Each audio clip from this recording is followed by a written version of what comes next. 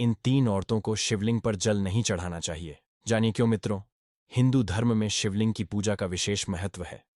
भगवान शिव, जिन्हें संहारक और पुनर्जन्म के देवता के रूप में जाना जाता है, उनकी आराधना करने से भक्तों को आध्यात्मिक शांति और मोक्ष की प्राप्ति होती है। शिवलिंग पर जल चढ़ाना एक पवित्र कर्म माना जाता है, जो भक्तों के पापों को धो देता है और उन्हें शिव की कृपा प्रदान करता है। लेकिन हिंदू शास्त्रों और मान्यताओं के अनुसार कुछ विशेष परिस्थितियों में महिलाओं को शिवलिंग पर जल चढ़ाने की मनाही होती है। यह नियम धार्मिक परंपराओं और शुद्धता के सिद्धांतों पर आधारित है। इस वीडियो में हम उन 3 स्थितियों के बारे में चर्चा करेंगे जब महिलाओं को शिवलिंग पर जल नहीं चढ़ाना चाहिए। यह जानकारी न केवल धार्मिक दृष्टिकोण से महत्वपूर्ण है, बल्कि यह हमारे समाज और संस्कृति की गहरी जड़ों को भी समझने में मदद करती है।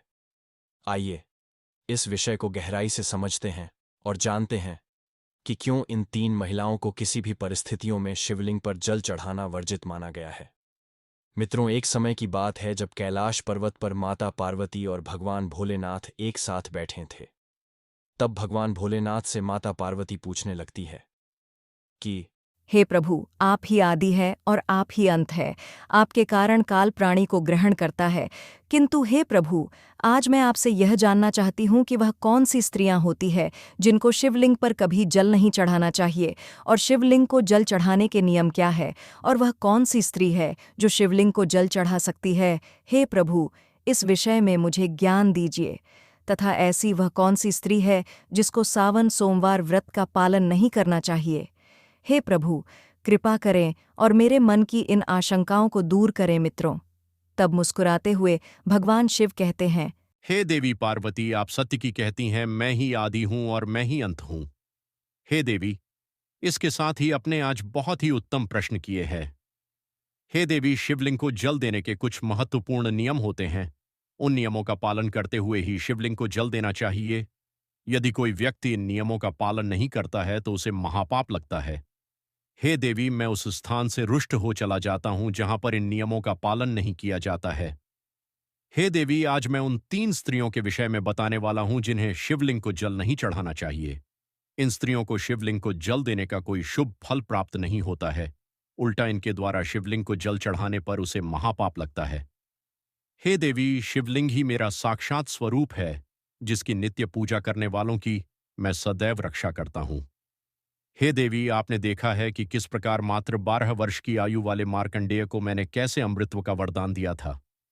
हे पार्वती, शिवलिंग को जल चढ़ाने के नियम चलिए मैं आपको बताता हूं, लेकिन इससे पूर्व मैं आपको मेरी परम भक्तन सुलोचना की एक प्राचीन कथा सुनाता हूं, जिसे आप ध्यान से सुनिए। जो भी स्त्री इस प्राचीन कथा का श्रवण पूरे सच्चे मन से करती है, तो उसे शिवलिंग को 100 वर्षों तक जल अर्पण करने का पुण्य प्राप्त होता है। इसके साथ ही मैं भी प्रसन्न होता हूं मित्रों।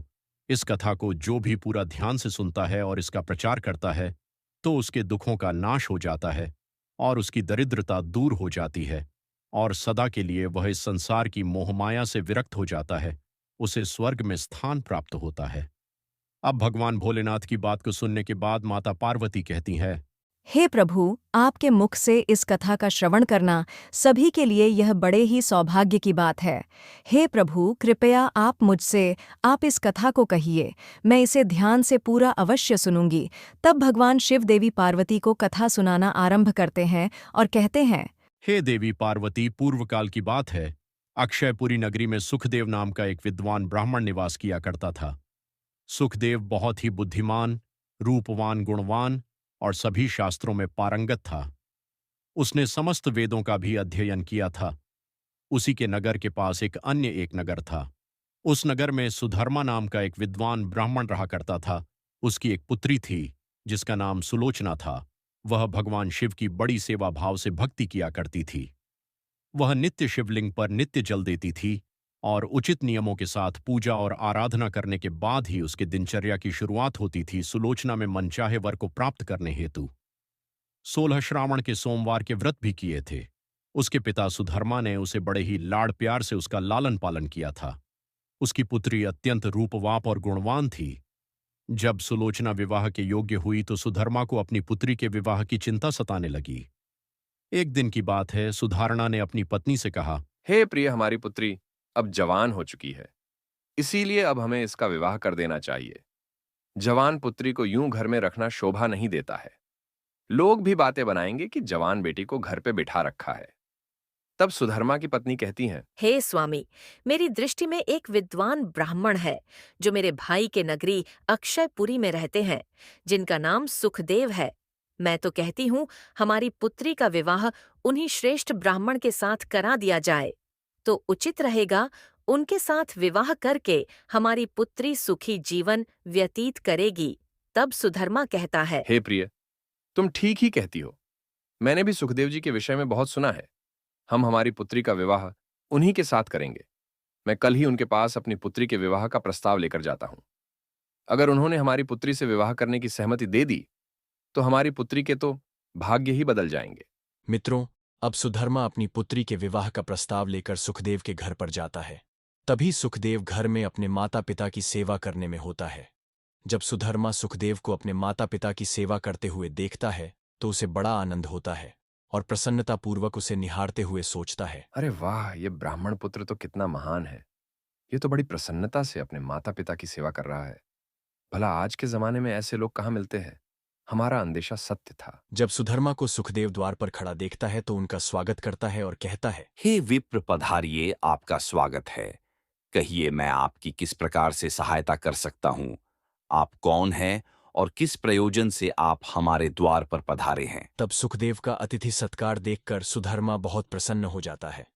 वह देखता है कि सुखदेव का घर अत्यंत पवित्र और शुद्ध होता है। उसके घर में पूरे विधि विधान के साथ शिवलिंग को स्थापित किया हुआ था और वह उसकी नित्य पूजा करता है। इसी कारण से सुधर्मा को विश्वास हो जाता है कि सुखदेव ही उसकी पुत्री के लिए सर्वोत्तम वर है।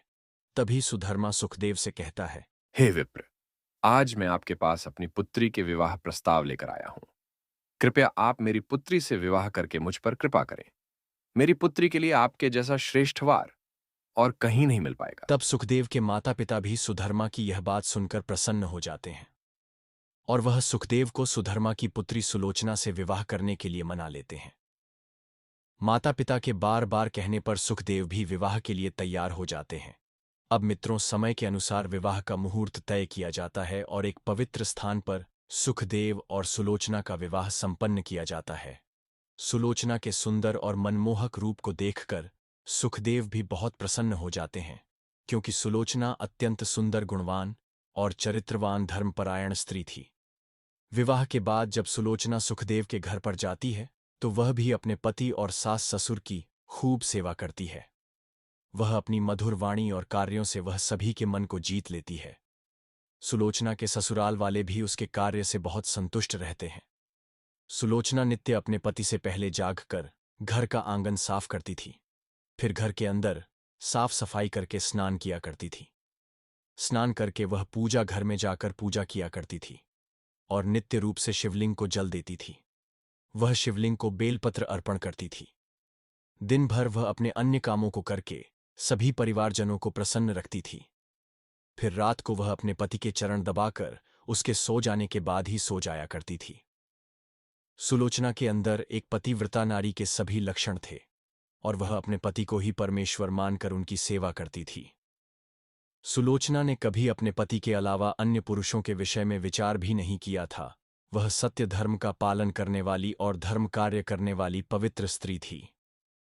उसने कभी कोई अशुभ कार्य नहीं किया। सुलोचना के ऐसे सात्विक और सरल स्वभाव को देखकर माता लक्ष्मी भी उससे बहुत प्रसन्न हो गई। माता लक्ष्मी स्वयं चलकर उसके घर में आकर निवास करने लगी, जिससे सुलोचना के जीवन में सुख समृद्धि और भी अधिक बढ़ गई। मित्रों, अब भगवान शिव कहते हैं, हे देवी पार्वती, धन की देवी लक्ष्मी उन्हीं स्त्रियों पर अपनी कृपा दृष्टि बनाए रखती है जो पतिव्रता होती है और जो सत्य धर्म का पालन करती है। सुलोचना के अंदर वे सभी लक्षण थे जो एक श्रेष्ठ पतिव्रता नारी के अंदर होने चाहिए। लेकिन आगे मैं तुम्हें बताऊंगा कि सुलोचना की एक भूल के कारण उसका पूरा परिवार क्यों दुखी रहने लगा और उसके जीवन में केवल क्लेश, अशांति और दुख ही आने लगे। हे देवी पार्वती, सब कुछ ठीक ठाक चल रहा था, तभी एक दिन की बात है जिसके अगले सुबह श्रावण मास आरंभ होने वाला था और संजोग से उस दिन अमावस्या भी थी। तभी सुलोचना ने दोपहर के भोजन में कोशिम्बीर बनाई थी, जिसमें कि कई अधिक मात्रा में प्याज, गोभी और अन्य सब्जियों को दही के साथ मिलाकर बनाया था, और स्वाद को बढ़ाने हेतु सादे नमक का भी उपयोग उसने किया था। तब सुलोचना और उसका पूरा परिवार संध्या पूर्व भोजन करता है, और रात्रि में सभी सो गए। किंतु सुलोचना ने जो कोशिम्बीर बनाई थी वह काफी स्वादिष्ट बनाई, और सभी के भोजन करने के पश्चात उसमें से थोड़ा बहुत बच भी गई थी। जब अगली सुबह सुखदेव और सुलोचना जल्दी सुबह उठे तो उन्हें रात की बनाई हुई कोशिम्बीर बहुत पसंद आई थी, और उन दोनों ने उसे खा लिया। मित्रों कहते हैं कि प्याज का अधिक सेवन करने से मनुष्य की कामुकता बढ़ जाती है। अब उन दोनों के साथ यही हुआ। सुलोचना का पति अत्यंत कामित होकर सुबह स्नान करने के पश्चात सुलोचना के पास आया, और उसने सुलोचना के साथ सहवास किया, जिससे सुलोचना का शरीर अपवित्र हो गया। लेकिन सुलोचना का मन भी काम के प्रभाव में ही था, इसीलिए वह भी अपने नित्य नियम को भूल गई, और उसने पति के साथ संबंध बनाने के बाद बिना स्नान किए ही उसने शिवलिंग को स्पर्श कर लिया और शिवलिंग पर जल चढ़ा दिया, जिससे सुलोचना के शरीर में महामोह ने प्रवेश कर लिया, जिस कारण से सुलोचना के सारे इंद्रिय तिलमिला उठे। सुलोचना के शरीर में महामोह के प्रवेश करते ही भगवान शिव वहां से क्रोधित होकर वहां से चले गए, तथा इस अपवित्र अवस्था को देखकर शिवजी अपने ही भक्तन से रुष्ट होकर वहां से चले जाते हैं। तब से सुलोचना के शरीर में निवास कर रहे उस महामोह ने उसे सभी धार्मिक कार्यों से वंचित कर दिया, तथा उसने अपने सभी श्रावण सोमवार व्रतों के पुण्य को नष्ट कर दिया। उन दोनों ने अनजाने में लहसुन प्याज का सेवन किया, तथा सोमवार के व्रत के दौरान सुलोचना ने सादे नमक का उपयोग अपने भोजन में किया, जिस कारण से उसका व्रत भी विफल हो गया। जिस व्रत को करने से मनुष्य को महापुण्य की प्राप्ति होती है, वहीं सुलोचना अपने अनजान दुष्कर्म से पाप की भागी बनती जा रही थी। महामोह के शरीर में वास होने के कारण सुलोचना की मति भ्रष्ट होती जा रही थी, तथा इसका विपरीत प्रभाव सुलोचना के पति पर भी पड़ रहा था। वह भी सदा कामित होकर सुलोचना के साथ भोग विलास करने लगा। उसका मन सदैव ही काम वासना में लगा रहता था।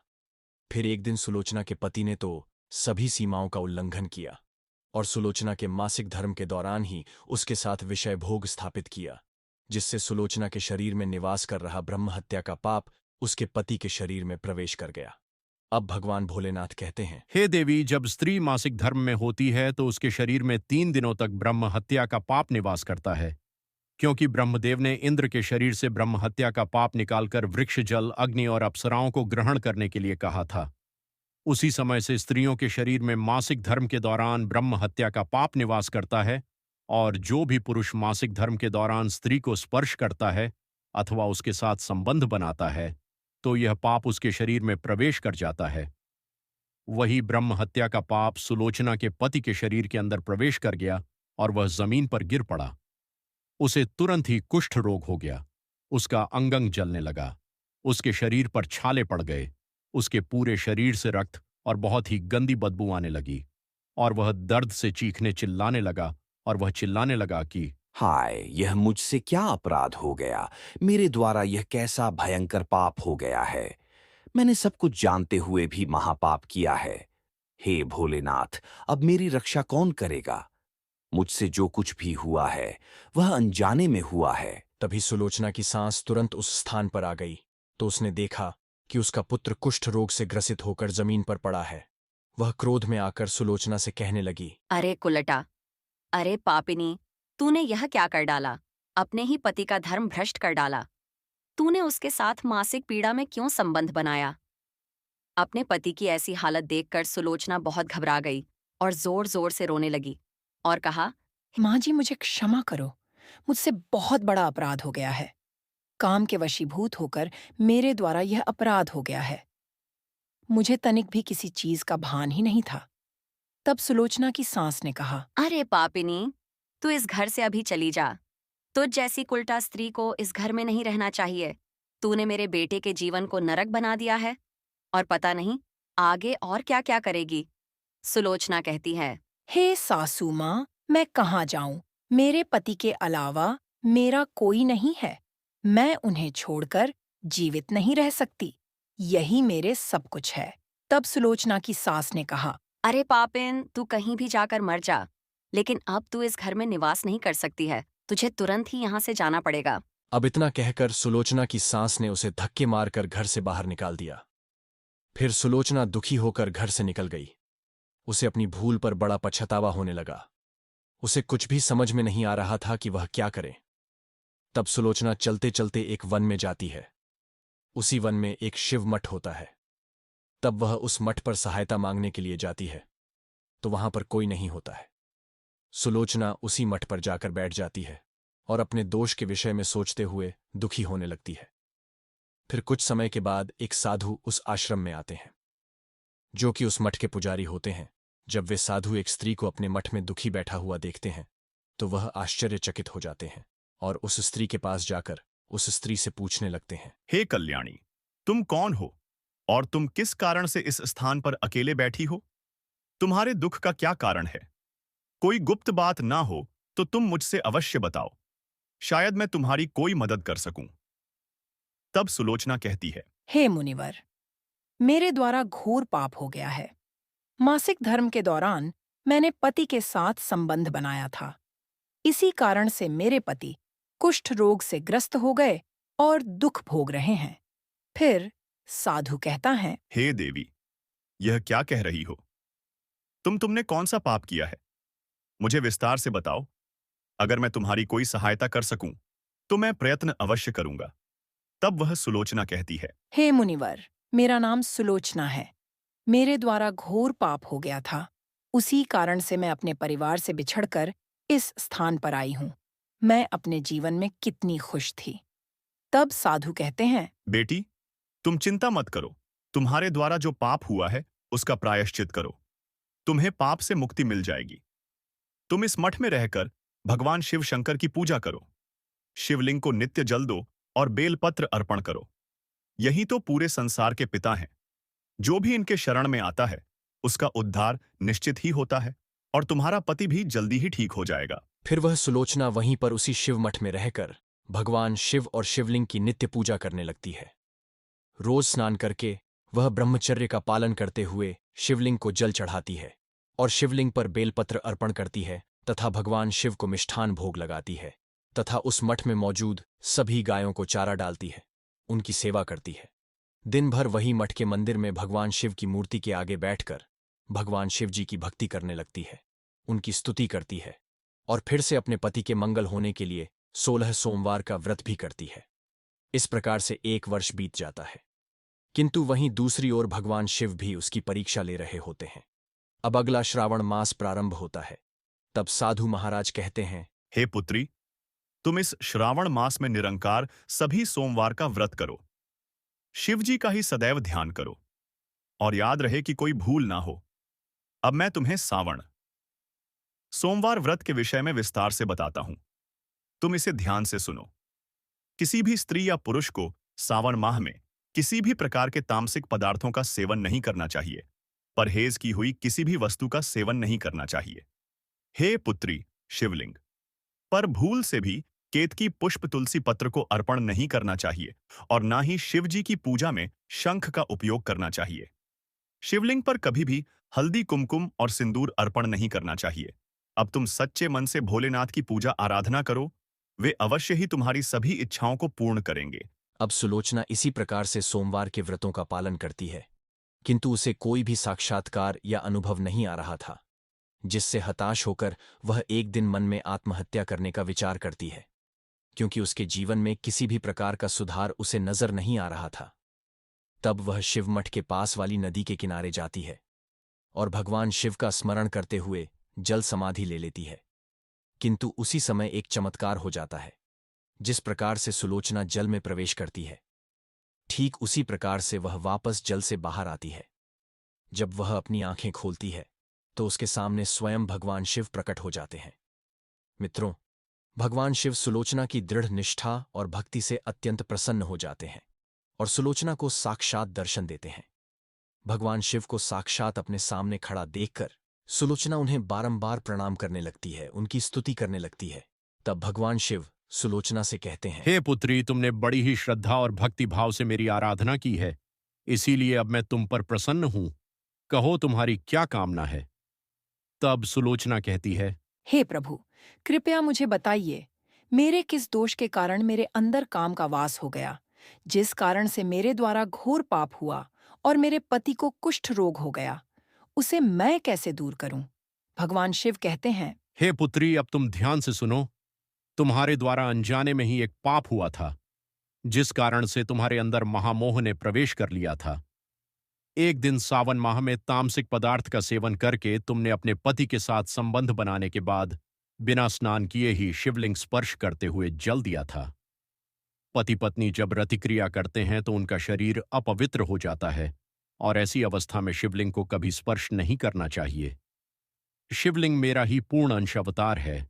तुमने अपवित्र अवस्था में ही शिवलिंग को जल अर्पण किया था, जिस कारण से मैंने तुम्हारे घर का त्याग किया और फिर महामोह ने तुम्हारे अंदर प्रवेश कर लिया। उसी महामोह के कारण तुम्हारे और तुम्हारे पति के अंदर काम का प्रभाव अधिक बढ़ गया और मासिक धर्म के दौरान स्त्री के साथ संबंध बनाने के बाद तुम्हारे पति को कुष्ठ रोग हो गया। तब वह सुलोचना कहती है, हे प्रभु, अनजाने में मुझसे यह बड़ा पाप हो गया था। अब इस पाप का क्या प्रायश्चित है? तब भगवान शिव कहते हैं, हे सुलोचना, इस पाप का प्रायश्चित तुमने 1 वर्ष तक ब्रह्मचर्य व्रत का पालन करके कर लिया है और 16 सोमवार का निरंकार व्रत भी किया है। इसीलिए अब तुम पापों से मुक्त हो। तब सुलोचना कहती है, हे प्रभु, कृपया मुझे बताइए, किस अवस्था में शिवलिंग को जल नहीं चढ़ाना चाहिए और शिवलिंग पर जल चढ़ाने के क्या नियम है? तब भगवान शिव कहते हैं, हे पुत्री, अब मैं तुम्हें शिवलिंग को जल देने के नियम बताता हूं। तुम इसे ध्यान से सुनो। हे पुत्री, शिवलिंग अत्यंत पवित्र होता है। यह मुझे सबसे अधिक प्रिय है, इसीलिए इसकी सात्विकता पवित्रता बनी रहनी चाहिए। शिवलिंग को कभी अपवित्र अवस्था में हमको स्पर्श नहीं करना चाहिए। जो स्त्री मासिक धर्म में हो उसे कभी भी शिवलिंग को स्पर्श नहीं करना चाहिए। मासिक धर्म के दौरान स्त्री के शरीर में ब्रह्म हत्या का पाप निवास करता है। ऐसे में स्त्री को शिवलिंग को जल नहीं चढ़ाना चाहिए। किसी भी स्त्री और पुरुष को संबंध बनाने के बाद शिवलिंग को स्पर्श नहीं करना चाहिए और न ही इसे जल चढ़ाना चाहिए। संबंध बनाने पर स्त्री और पुरुष का शरीर अपवित्र हो जाता है। ऐसी अवस्था में शिवलिंग को स्पर्श करने पर दोष लगता है। यह महापाप होता है। हे पुत्री, जो स्त्री अपने पति का त्याग करके चली गई हो, जो विवाह के पश्चात अपने पति को छोड़कर अन्य पुरुष के साथ निवास कर रही हो, ऐसी स्त्री को भी शिवलिंग को जल नहीं चढ़ाना चाहिए। शिवलिंग की पूजा करने का अधिकार केवल पतिव्रता या कुंवारी स्त्रियों को ही है। जो स्त्री वैश्यावृत्ति की या अनेक पुरुषों के साथ संबंध बनाती है, उसे शिवलिंग को जल नहीं चढ़ाना चाहिए। हे सुलोचना, अब मैंने तुम्हें शिवलिंग को जल देने के संबंध में महत्वपूर्ण नियम बताए हैं। तुम इसे ध्यान में रखो। तब सुलोचना कहती है, हे प्रभु, मेरे पति कुष्ठ रोग से पीड़ित है। कृपा करके मेरे पति को रोगों से मुक्त कीजिए। तब शिवजी कहते हैं, हे पुत्री, तुमने इस शिवलिंग की 1 वर्ष तक पूजा की है और नित्य बेलपत्र अर्पण किए हैं। वृक्षों में बेलपत्र मुझे सबसे अधिक प्रिय है। शिवलिंग पर तुमने जो बेलपत्र अर्पण किए थे, तुम इसके पत्ते ले जाकर अपने पति को गुप्त रूप से खिला दो। वह रोग और पापों से मुक्त हो जाएगा। इतना कहकर भगवान भोलेनाथ वहां से अंतर्ध्यान हो गए। यह सुनकर सुलोचना बहुत प्रसन्न हो जाती है और भगवान शिव को बारंबार प्रणाम करके धन्यवाद करती है। अब सुलोचना उस शिवलिंग पर अर्पित बेलपत्र के कुछ पत्ते उठाकर घर पर जाती है और अपने कोढ़ी पति को खिला देती है। शिवलिंग के पत्ते खाते ही उसका पति एकदम से स्वस्थ हो जाता है और सुलोचना को गले से लगा लेता है। सुलोचना की सांस भी जब यह चमत्कार देखती है तो वह बड़ी प्रसन्न हो जाती है और फिर वे सभी प्रसन्नता से रहने लगते हैं। मित्रों, अब भगवान शिव कहते हैं, हे देवी पार्वती, इसीलिए इन अवस्थाओं में स्त्रियों को शिवलिंग को जल नहीं चढ़ाना चाहिए और ना ही शिवलिंग को स्पर्श करना चाहिए, अन्यथा इसके अशुभ परिणाम भोगने पड़ते हैं, जैसा सुलोचना के साथ हुआ था। अब माता पार्वती को भी उनके प्रश्नों का उत्तर मिल चुका था। मित्रों, अब हम जानते हैं कि शिवलिंग से जुड़े कुछ महत्वपूर्ण नियम। क्या आप जानते हैं? मित्रों, भगवान शिव जी की पूजा में यह 3 चीजें उपयोग करना वर्जित है। आपको पुण्य की जगह पाप मिलेगा। तो चलिए जान लेते हैं कौन सी है वह 3 चीजें। सबसे पहली है तुलसी के पत्ते। मित्रों, तुलसी माता लक्ष्मी का रूप है और माता लक्ष्मी भगवान श्री हरिविष्णु जी की पत्नी है। इसलिए तुलसी के पत्ते कभी भी शिवलिंग पर नहीं चढ़ाना चाहिए। दूसरा है शंख। शिवजी ने शंख छोड़ नाम के दैत्य का वध किया था और उसी के हड्डियों से शंख की निर्मित हुई है। इसीलिए शिवलिंग को जल देते समय शंख अर्पण नहीं करना चाहिए और न ही शंख को बजाना चाहिए। तीसरा है केतकी का फूल। पुराणों के अनुसार भगवान विष्णु और ब्रह्मा जी के विवाद में केतकी के फूलों ने ब्रह्मा जी के झूठ में साथ दिया था। भगवान शिव इस विवाद में निर्णायक की भूमिका में थे। शिवजी ने केतकी के फूल का झूठ पकड़ लिया था और उसे श्राप दिया कि उसका उपयोग उनकी पूजा में नहीं किया जाएगा। भगवान शिवजी को सफेद, पीले और सफेद कनेर के फूल पसंद होते हैं। आप उन्हें जरूर अर्पित करें। धतूरे के फल और फूल भी अर्पित कर सकते हैं। साथ ही दूध चंदन से लेप चढ़ाना भी शुभ माना जाता है। पुराणों में शिवलिंग को ही ब्रह्मांड का केंद्र माना गया है। इस केंद्र से समस्त ब्रह्मांड को ऊर्जा प्राप्त होती है। शिवलिंग से ही इस ब्रह्मांड की उत्पत्ति हुई है। इसीलिए शिवलिंग को ऊर्जा का केंद्र माना गया है। इसके पास कोई भी ऐसी वस्तु नहीं रखनी चाहिए जिससे शिवलिंग से निकलने वाली ऊर्जा नकारात्मकता में परिवर्तित ना हो। वास्तुशास्त्र के अनुसार यदि ऐसी वस्तुएं शिवलिंग के पास रखी जाती है तो घर का वातावरण भी नकारात्मक हो जाता है। जैसे कि एक साथ 2 शिवलिंग, तुलसी का पौधा, कांसे के बर्तन, नंदी को भी पास नहीं रखना चाहिए। नंदी को थोड़ा दूर ही रखना चाहिए। पूजा स्थल पर या उसके आसपास अशुद्ध, अपवित्र और अशुभ समझी जाने वाली वस्तुएं भूलकर भी नहीं रखनी चाहिए, जैसे चमड़े की वस्तुएं, मृत व्यक्ति का अस्थि या कलश, हड्डियां, मांसाहार इत्यादि। मंदिर और उसके आसपास शुद्धता और सात्विकता रहनी चाहिए। जो मनुष्य शिवजी को जल देते समय 1,00,000 बार मृत्युंजय मंत्र का जाप करता है, उसके शरीर के सभी रोग नष्ट हो जाते हैं और उसका शरीर शुद्ध हो जाता है। जो 2,00,000 बार मृत्युंजय मंत्र का जाप करता है, उसे अपनी पूर्व जन्म की बातों का स्मरण होने लगता है। और जो मनुष्य 3,00,000 बार मृत्युंजय मंत्र का जाप करता है, उसे काम्य वस्तुओं की प्राप्ति होती है। अर्थात वह जिन वस्तुओं की कामना करता है वह उसे प्राप्त हो जाती है। आशा करते हैं मित्रों, आपको अब सब कुछ समझ में आ गया होगा कि शिवलिंग को कौन सी चीज अर्पित करनी चाहिए और कौन सी चीज अर्पित नहीं करनी चाहिए, और वह कौन सी स्त्रियां हैं जिनको शिवलिंग पर जल चढ़ाना चाहिए और कौन सी ऐसी स्त्रियां हैं जिनको शिवलिंग पर जल नहीं चढ़ाना चाहिए। अगर आपको इस बारे में संपूर्ण ज्ञान मिल चुका है तो आप सभी लोग इस वीडियो को अपने मित्र बंधुओं के साथ शेयर अवश्य करें ताकि उन्हें भी इस बात की गहन जानकारी मिल सके। मित्रों, अगर आप सभी लोग हमारे चैनल पर नए हैं तो हमारे चैनल को भी सब्सक्राइब अवश्य करें। साथ ही इस वीडियो के कमेंट बॉक्स में हर हर महादेव कमेंट अवश्य करें। बाकी मित्रों, आप सभी लोगों का वीडियो को यहां तक देखने के लिए दिल से धन्यवाद।